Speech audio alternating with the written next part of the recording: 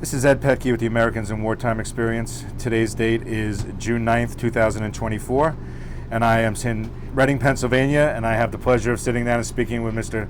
Kyle Chelius. Sir, welcome. Thank you for sitting down and talking with us today. Yeah, thank you for having me. Can you tell me a little bit about yourself, your background, where you grew up, that type of stuff? Sure. Grew up in Reading, Pennsylvania, right here. Okay. Went to high school, Wilson High School, West Lawn, Pennsylvania. Joined the Army in 2002 and shipped out the summer of July 2003. Why did you choose the Army? That's a great question. Both my grandfather served in the Army. A bunch of my family members served in the Army.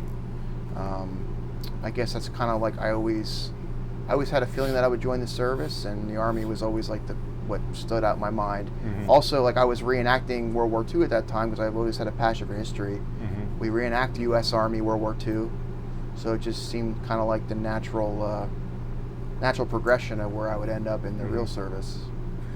So you went in 2002, so obviously you were old enough to remember September 11th.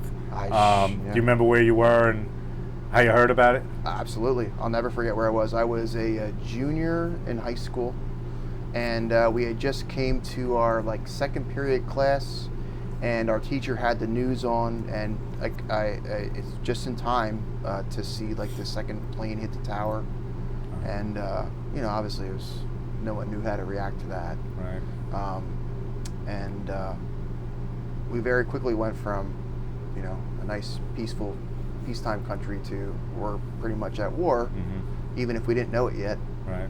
We knew things were coming, so I always kind of planned on joining the military, but that day cemented it for me.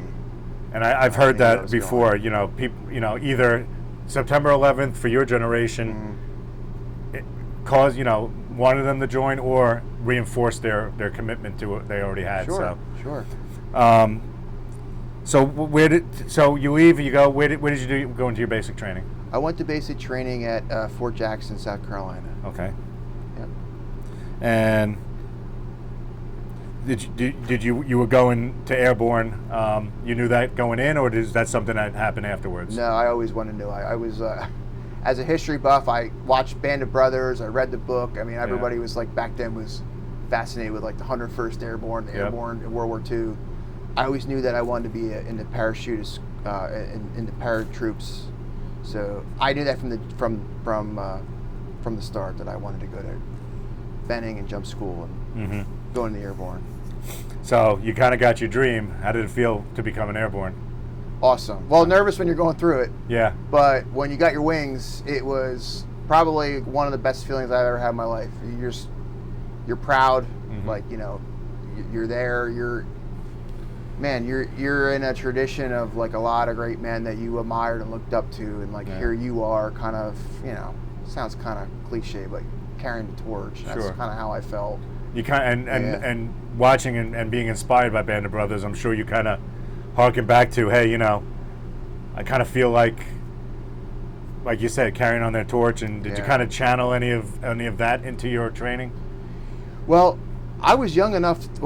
This is back when I met a lot of those guys. Mm-hmm. They used to come out to the show. We went to shows. We met them. I met Dick Winters. I met all these guys, and talking to them, and I kind of felt like I was kind of, and different division. They were 101, and I was 82nd eventually. Didn't know at the time, and those who know that there's kind of a little bit of friendly rivalry between the two divisions, but the respect is still there. Right. And I was just always felt like I was kind of living in their shadow, and hope I worked hard enough and trained hard enough and lived in a way that made them proud. Right. Good role models to emulate. Oh, absolutely. Yeah. So had you ever jumped out of a plane before you went to airborne school? Never. I'd only been on an airplane once before in my life. Okay.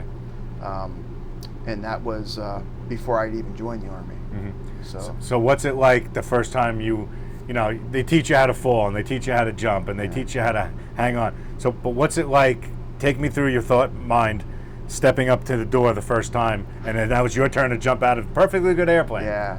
So I remember our one of our instructors, they call them black hats down there, and he told us the first jump's the easiest because like you don't even know what to expect, and you're just kind of following, like you're not even kind of thinking, you're just following along, and it's over so quick.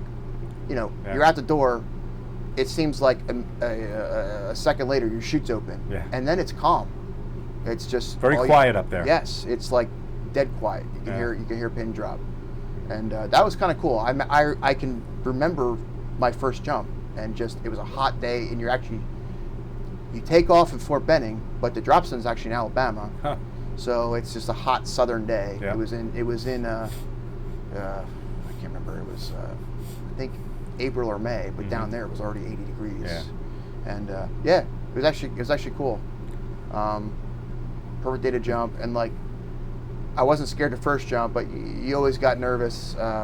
Watching those guys today, they had the airborne team demonstrating, and I made a remark to someone. I said, I'm man enough to say there was never a jump where I wasn't nervous, or because you never know. It's human nature. Yeah, you're jumping out of a plane and the ground is below you. Yeah, it's not a natural thing. No, for not at all. to do. Not at all. But it was fun, exciting. Absolutely. Yeah. So after Benning, where did you go after that? Fort Bragg. Bragg. Yep. Bragg was the only duty station I had in 5 years. Bragg? I'm sorry. It was really, if you go to airborne school, you really don't go many other places. Yeah. Unless you go with very few somewhere. exceptions, right? So how long before you deployed for the first time? It was a while, and I remember getting frustrated because I got to Bragg probably the summer of 2000. I'm sorry, no, that's not correct. Spring of 2004. Okay. And summer of 2004. And the unit, I actually came there to like an empty base because they were all still deployed from the initial invasion. So it was basically like a bare bones crew that was left behind. And I kept getting frustrated because all these guys came back with like combat patches, and here I was like the young private, or I was a PFC at the time, and I had never been overseas. Right. And you were itching to go? I was itching to go until, like everybody is, until they actually go. Right. But because it's like, you kind of feel inadequate because like you haven't gone, and most of your buddies and everybody else has. Right. So I couldn't wait to go, and it took a while. It was like 2006 before we actually went. Okay. And So how does it feel when you finally get the word? All right, now you're finally going. Oh, I mean, I hate to say excited because like it sounds kind of shallow to say that, but I guess. But that's what you'd been training for, so it's natural to be a little excited. It's like you train for a job and you want to do it, and you almost never get the chance. It's like, so when you actually find out you're getting a chance to do it, there is a kind of little bit of like excitement, relief, like I'm going to be able to do it. You're going off to a combat zone, so it's, but you kind of don't. You're still naive about what you're getting into. Right. So I would say there was like some excitement. I can tell you, I still remember calling my mother and telling her, and she was obviously not very excited. And no, I imagine. I felt very guilty then. Like I was like, she's upset, and I'm kind of excited to go. Right. But I was young and ready to. That's what you wanted to do. Go do my job and have some kind of. Not put all that training to waste, right? Yeah, and you hear the World War II guys say the same thing. They're like, it was a sense of adventure. And then you got there, and you saw what it really was, and you're like, it's not everything that you thought it would be. No. But you're right, and you said a word, adventure. That is a common theme about a lot of the guys, especially the World War II guys. Yeah. One of the catalysts that started this, what we do here, his quote was, "It was my great adventure." Yeah. I that resonates with me. Yeah. It's like, and especially like you want to serve your country. Like you're a patriot. Like, I mean, I saw 9/11 on TV. Like, I was angry. I was upset. I mean, I was a teenager. I was old enough to understand what's going on. I love this country. I wanted to go serve it. And, right. It was finally the time to go. It was kind of like, oh, the moment's finally here. I feel like I'm doing something other than just training. Right. Yeah. So you go. Where do you go first? So the first time we were in. This is summer I want to say it was May 2006 we left. We went to Tikrit, which is Saddam Hussein's hometown, just north of Baghdad. And out of there we worked, we were running, we were under that particular deployment, we were assigned to like Special Operations Command. Okay. We were like a separate battalion that they would kind of send to stir things up in certain hotspot areas where like the focus was on foreign fighters. So like this time in Iraq, unfortunately, things were kind of going against the United States in terms of like, opinion about the Middle East. So a lot of foreign fighters from the Middle East were coming in to like help fight with the insurgency. Right. So that was their focus, is kind of stopping that, influx of people in the country. So how were you expected to go out and do that? Great question. We didn't know either. Yeah. We just know we were going, and we would kind of get the mission when we got there. Okay. How it worked is, those guys were just next level, like nothing we ever seen. But they would kind of send our battalion. It was just a battalion-sized force. This was 2nd Battalion, 325 then. They would kind of send us down to to stir things up, almost, for lack of a better term. They would kind of be monitoring, chatter. For lack, I don't want to, cell phone chatter, that kind of like talking, between the network and leaders, and basically we were called the screw up battalion in a good way. We would they meant that we would go down, stir things up, and they would kind of hop on targets of opportunity based on like our presence in the area. Kind of draw them out. And exactly. They were like, they were the scalpel, and we were just the blunt hammer. Okay. If that's like, I hope that doing brain surgery with a sledgehammer. Yeah. We would stir up the pot, and they would go in and just do their point raids and take out high value targets that they saw fit. Now that would have been airstrikes and. Airstrikes, mostly point raids. Okay. They had targets they were following. They sent us into area. It wasn't coincidence where they sent us. They said, "Hey, listen, we think this is a hotbed. This is a hotbed." So they sent our battalion went south of Baghdad. Yusufia area was a big network where like a lot of guys from different countries were coming in. Okay. So we talking like house to house searches and. House to house searches, air operations, so everywhere by helicopter. Okay. Helicopter insertion. We would go out, cordon off this town, basically like search. We used to call it cordon and knock. It wasn't like we weren't kicking in doors so much. We didn't know who was bad and who was good, so it wasn't like we were going and thinking every enemy of it. We tried to treat people with respect as much as we could. Right. But you do still have to have the support of some people. Of course. Kicking everyone's door in is going to kind of defeat that. Yeah, and like it wasn't like the Allies versus Nazis. Yeah. I can speak for a fact. Like there was no ill will towards like the Iraqi people, because there were a lot of good Iraqis that we met. But it was just tough to, the bad people, or who we consider bad, were just so intertwined with the population. Right. It wasn't like they wore a common uniform. You could tell them apart. Exactly. Yeah, so this is tough. And I'm sure you, like other guys that I've spoken to, you have locals come on, in the base or near the base to help and work and this and that, and you find out later that they're part of the insurgency. Sure. Oh yeah, that happened several times. And there were guys that did the same thing, and they were genuinely trying to help, because they wanted the fighting and the violence to stop, and so did we. My gosh, we wanted things to settle down. We would get the hell out of there. We didn't want to be there any more than they wanted us there. But it was How tough. long were you over there your first time? So that deployment was quick, because it was like a kind of a, I don't want to call it a special mission, but it was like it wasn't the traditional deployment rotation. That I got home just before Christmas of 2006. 2007, I remember President Bush giving his speech about the surge, and there was rumor that we might go back.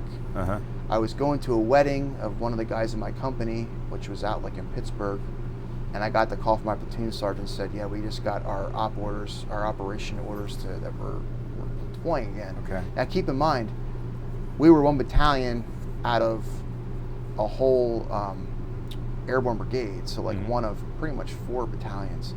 So the rest of the brigade was at home. So like this deployment, they had not deployed. We were the only ones that were just getting back, and now we were asked to go back again.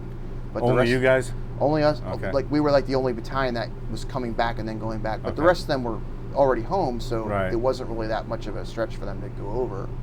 For us, it was a quick turnaround. I think I had like maybe a month and a half, like 60 days at home before I went back again. For certainly not enough time to get comfortable at home. No, it wasn't, and it was a surprise. And it's like, you're basically, you're just you get back. You're trying. I mean, people don't realize like it's the human things too. You're getting back. You're like getting your apartment, getting your electric turned back on, getting your phone turned back on. It's like oh, we're going again. Okay, we'll turn it off. Yeah, get all that stuff done again. It was just kind of okay. Well, here we go.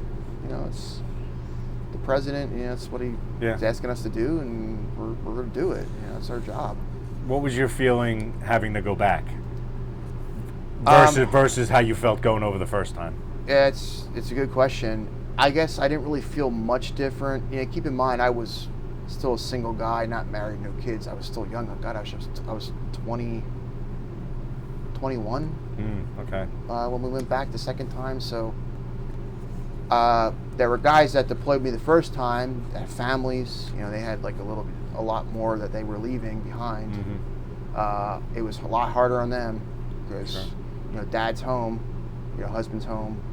2 months later, he's gone again for at least a year. Because they had extended, by that point, they had extended deployments, which were 12 months, and now it's 15 months. So yeah, there were a lot of guys that were kind of never heard more than just minor grumbling. Everybody was, it was just such an honor to serve with people like that, like just professional down to the last measure. Right. It's a good feeling to have like-minded people like that. Yeah, it was. Everybody knew like what we had to do, whether you were like thrilled or not about going, you went. Right. So the second time you went, where'd you go? Same place, or where'd you go this time? So this time our sector was northeast Baghdad, so small, right outside Sadr City. I mean, I'd say it would be silly to say if you're familiar with Baghdad, but most people wouldn't. So like if you're looking at the city, Sadr City was, I guess, infamous in the news for like a lot of violence. Oh yeah. Our sector responsibility. So basically, what happened was there was a lot of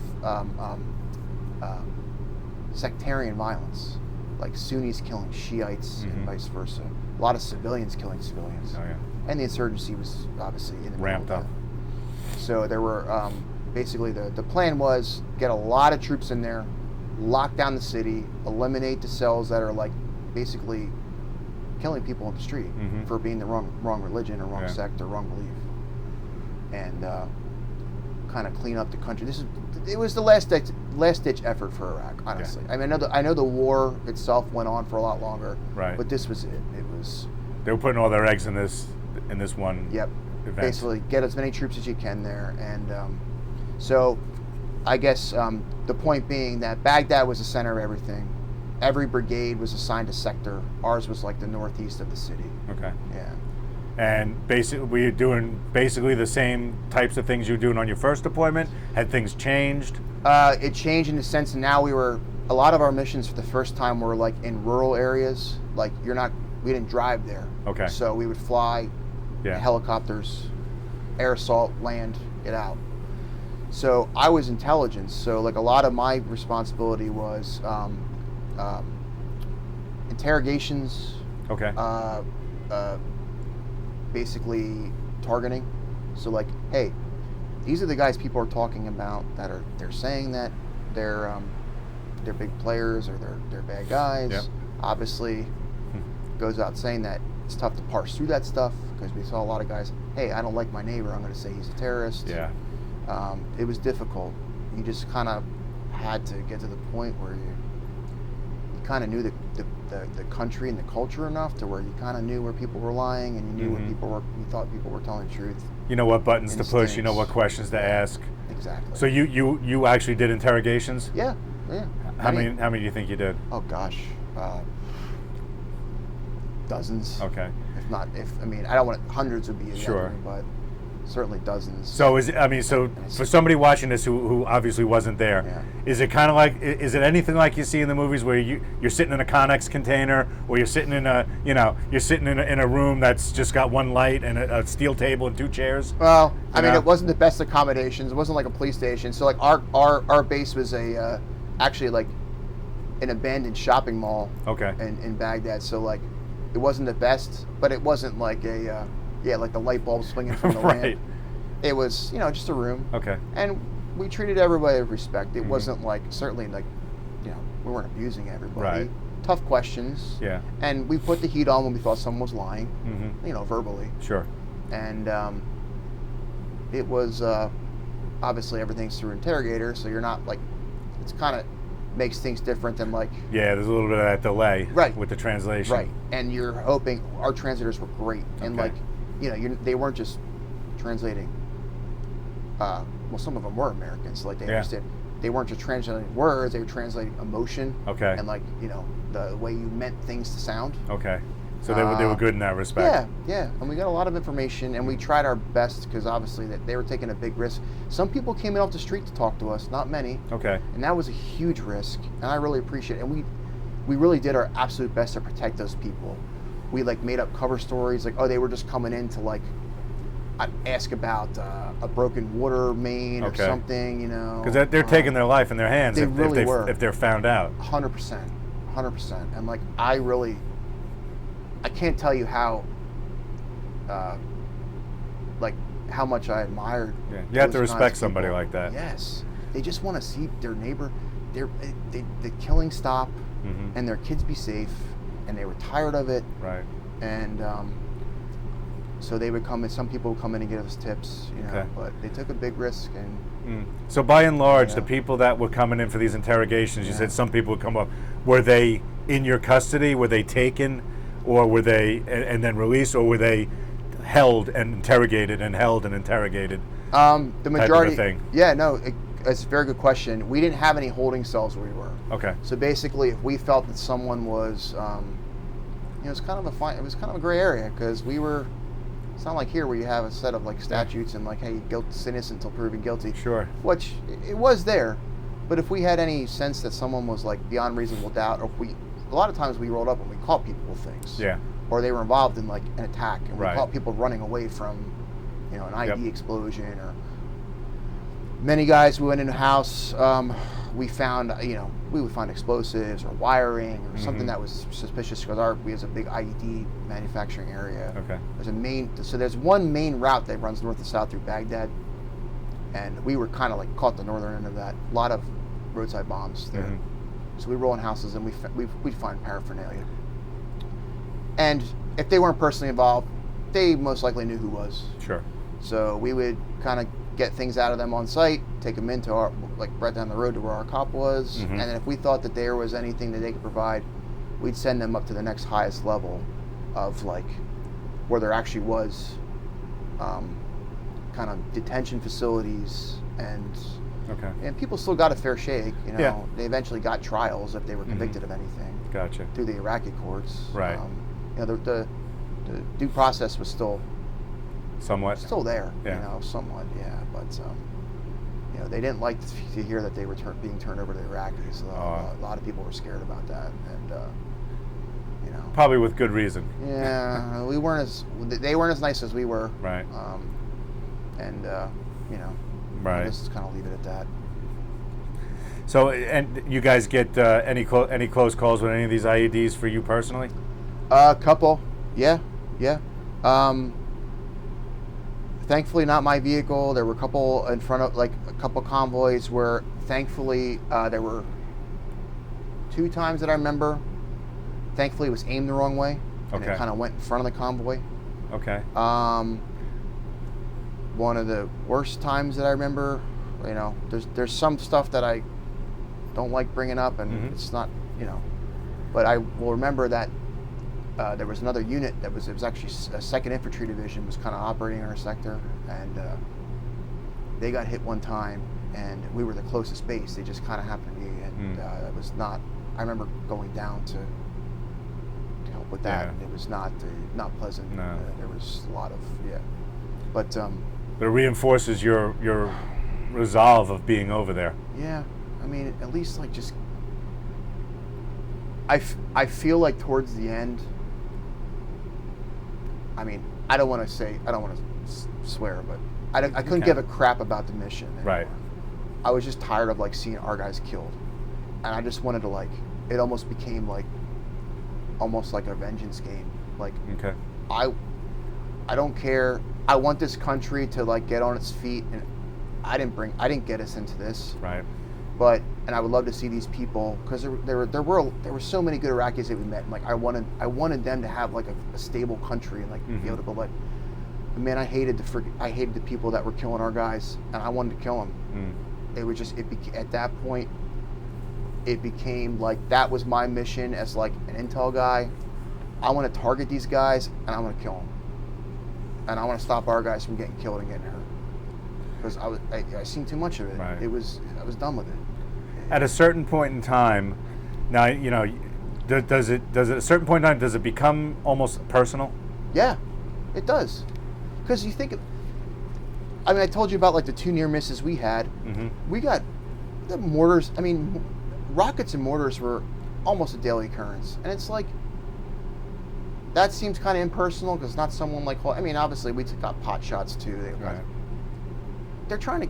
It's like I remember thinking like one point like there's people out there that they're trying to kill you, whether they're right next to you or not. I mean, they're firing, but they'd be happy if they killed you. Yeah. And it's like. It's a weird feeling that you don't have as like a normal American walking around here. It's like there's people out there that like they want you dead. And they don't even know who you are. They don't know who you are. They just know what you stand for. Right. And what where you're from and what uniform you wear. And it's like, man, that was eye-opening as like a 21-year-old kid. And it's like, but you know what? It did make it personal. To answer your question, it did. It's almost impossible not to. Right. It's like, okay, that's how you want it. And like it's us against me. I'm going to do my best to kill you. Before you do it to me. Right. Before you kill someone that like one of my buddies. Right. One of my good friends was killed in Yusufia on our first deployment. And it was like my first experience with like a guy getting killed. And I'll never forget the radio call. It was like Fallen Eagle, like down. That was like the code name for. And I didn't know who it was. And I heard the shots and I found out it was a good friend of mine, and it's like I feel like it almost became personal that day. Like I just hate's a strong word, but like I hated these people that did this. I mean, and I can't speak on the politics. We were just it was so we're just guys in the ground, Yeah. We're not making the policy. We're not. Because you weren't over there because of your politics or your policies. You were there to do a job. Not at all. I mean, it's like, exactly. You're exactly right. Like, it wasn't about politics at all. Like, we were attacked, 9/11, wanted to serve my country. I was there, right or wrong. I heard a lot of Vietnam guys say that too. It's like, it's my country, right or wrong. And some people think that's misguided. I don't think it is to a point. I think like, you do what your country asks you to do, because you could have had a hell of a lot worse life. It's grown up somewhere else. And I thought about like I grew up like parents were divorced. Mostly grew up with my mom, single mom. But I still had a good life. Like growing up in America, it was like, you can't imagine how other people live. And honestly, Iraq was the first time that I had seen another country. Okay. And third world, let's put it that way. Iraq was a third world. Even under the regime, it was a third world country. It's like, oh my God, I can't believe people live like this. Yeah. No running water, no food. Most basicest of necessities. That you took, like even the poorest people in America. I mean, like you have running water. You have toilet paper. Or access to it. Yeah. You have like the simple stuff that like in this country, like, you're still considered poor, and even having some of this stuff, like, you can't imagine how other people live. It was very eye-opening, and I'll never forget that. And it actually, like, really helped me kind of, like, consider how other people, how lucky we are as Americans. This country's not perfect. It's not. Right. But I still feel that it's a hell of a lot more good than it is bad. And there's still a lot of, like, positive. There's still a lot of positive things about America that I really still believe in, and, like, you know, we fall off the course sometimes, but it's still, man. When you see the rest of the world, even a slice of it, it's a lot for a 21-year-old or your first deployment, a 20-year-old, to wrap their head around. I'm sure. And you're in charge of guys too. You're in charge of guys like your age. You know, guys younger than me. It's like, the hell do I mean, you kind of know the job, but it's a lot to take on. Your life experience is very limited, and then you're thrust into a situation like this where, you know, it's almost like you have to be an expert. And you have to be worldly when you're not. Luckily, I grew up, I was the oldest of 3 boys, so, like, I kind of, like, grew up kind of, like, watching over my brothers and, like, taking care of them. So I kind of, like, I feel like that kind of helped me in the sense of, like, because those guys are your brothers too, and you're watching out for them, and hey, making sure they eat, making sure they get meals. Hey, I think this guy's having a tough time. Like, I think he needs a rest. Like, you know, you watch out for people, like, you watch out for your guys and your fellow service, like you would your own family, because they are your family. They're your brothers and sisters. Yeah. Your family's not there with you. They are your family, and you're gone for a long time without you're living a year with these guys. And so I think I got us off topic there. That's fine. I went off on a tangent. So, safe to say that your time over there has kind of, I don't know if change is the right word, but kind of molded the way you looked at the world coming back home afterwards. Yeah, I will tell you one thing, because I heard, again, as a student of history, I heard how Vietnam guys, God, I can't imagine, and they saw things, even those guys went through things that, like, I can't even imagine. I don't ever pretend to, like, my experiences. We saw bad things. Nothing, I would never compare it to, like, what Vietnam guys, especially World War II guys, saw. They went through so much worse. But I remember hearing stories about how those guys are treated. You get back from serving your country and, like, you're spit on, whatever, mistreated. And I'm sure, like, a lot of people who did that feel sorry now, and, you know. You would hope. But I will never, I gotta say, and I tell people this now, I will never forget how we were treated when we got back, and just the gratitude. And, like, I get emotional talking about it, but, like, I will always be thankful for, like, this country and, like, my fellow countrymen. Everybody treated me so well. It was like the homecoming that, like, those guys should have had, that we got, and I'm so thankful for that. And I love this country because of that. And the war at the time, you know, it was becoming a very unpopular war, but it wasn't held against us. And I don't know. I'll always be thankful for that, like how we were treated when we got back. I think people did a lot of growing up after the Vietnam era, as far as in terms of understanding sacrifice and service. I would like to think that's what it was. And I've actually heard a lot of Vietnam guys who came back and got treated like that, who said they were thankful that you got the welcome that they didn't. Yeah. Again, like I said, sometimes I'll get choked up, like, talking about it, because I'm so thankful, but, like, and I'm so sorry that those guys didn't. So in terms of, like, changing my perspective, it definitely made me, like, really even appreciate this country more. Like, people were behind you, even if they didn't believe in what you were doing. They believed in you. They appreciated you. And they respected that you were putting yourself out there, right, wrong, or indifferent, you know. Because it came to be, you know, more of a feeling of you can hate the war but love the warrior. Yeah, that's a great way of putting it. You know, where you don't have to agree with it, but it's not like you went and started the war. It's not like you're going over there pushing your agenda. Yeah. So this next question, it may be a duplicate of what what we just talked about, but how has your wartime experience affected your life? I mean, definitely like nightmares. I don't know if I'd say I have PTSD per se, because I don't like take that term lightly. And there's so many guys, like, I'd say that, I'll say it, I wish I could say it a million times, like so many guys that like went through so much worse stuff than I did. Lord knows. But like, you see dead people and you see dead bodies, and some of them are your own, and like, you don't forget that. And like, dreams, sometimes I'll have like dreams where I'm back there in like with different situations, and I don't even know what that means, but like in terms of psychology, I don't know, but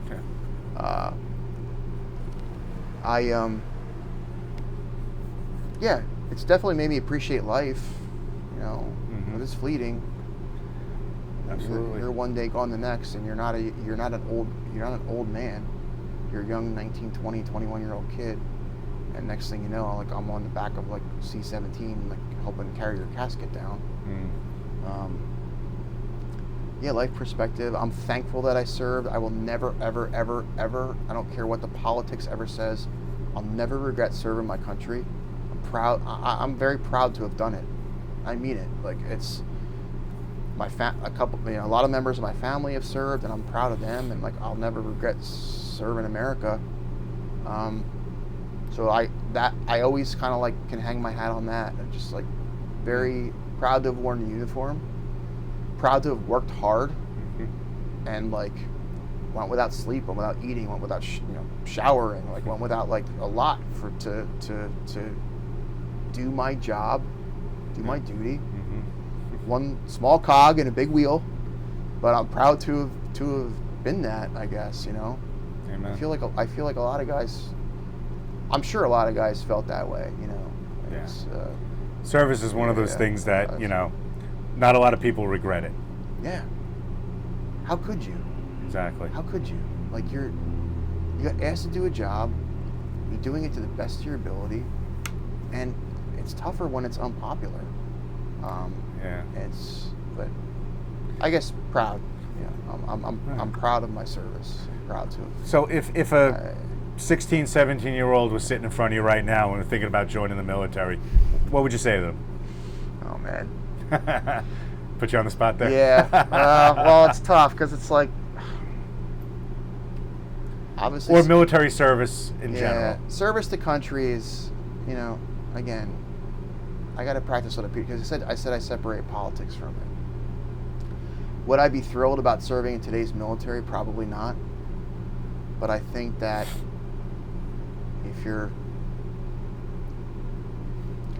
living in a country and you don't have to worry about, you're reaping the benefits of you don't have to worry about speaking your mind. You live in comfort for the most part. I guess to answer your question, I would never discourage anybody from joining the military. I would just hope that they, as long as they know what they're getting into and they're serious about it, and I think it's great. It's definitely develops character, especially when you're like a young, immature, know-nothing kid like I was, who thought he knew everything, but quickly realized he didn't. People are screaming at you, and can't do anything right. Yeah, you've never been away from home for more than a week. Yeah. I would encourage young people to serve. I actually would love to see, unpopular opinion, I would love to see mandatory national service. I think everybody should serve their country. It doesn't have to be in the military.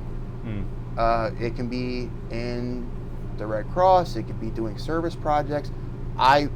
If there was ever a bill that, for like a mandatory 1 year, 12 months, you can serve your country for 12 months, either in uniform, and if you choose to continue a career, I think that'd be great, because I think like there's a solidarity that develops between people who have like served a purpose higher than themselves, and I really think it's good for you going forward in life. I know it was for me, and I'd encourage anybody to serve. to serve their country. I never would say, don't do it. Right. If that's how you feel, that's what you believe.